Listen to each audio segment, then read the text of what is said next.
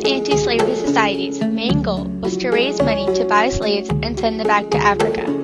The slaves had grown up in America and no longer knew anyone back in Africa, since their families had been slaves for generations. In 1840, the society split because of difference in opinions. William Lloyd Garrison and followers wanted a new government that prohibited slavery from the start. He also felt that the Constitution denied Africans their freedom. Arthur Taft and followers formed the Liberty Party. Although they believed slavery was wrong, they also believed that the Constitution kept society in order. I do not wish to think, or speak, or write with moderation. I am in earnest. I will not equivocate, I will not excuse, I will not retreat a single inch, and I will be heard.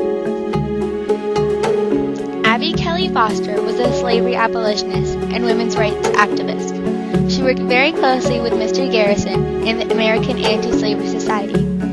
Abby was degraded during the slavery era because she was a woman. Many conservative members of the American Anti-Slavery Society left because they felt too many women were in control.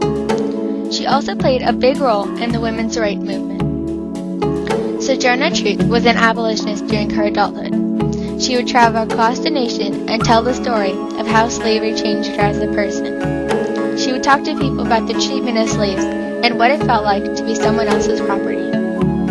That man over there says that women need to be helped into carriages and lifted over ditches, and to have the best place everywhere. Nobody ever helped me into carriages or over mud puddles or gives me any best place.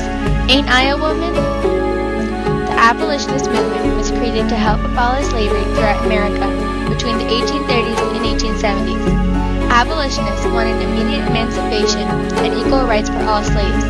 This enraged the slave owners, causing riots and violence. Many free slaves were threatened to the extent that they were driven out of their homes. The Iraq War started in 2003 when the United States invaded Iraq.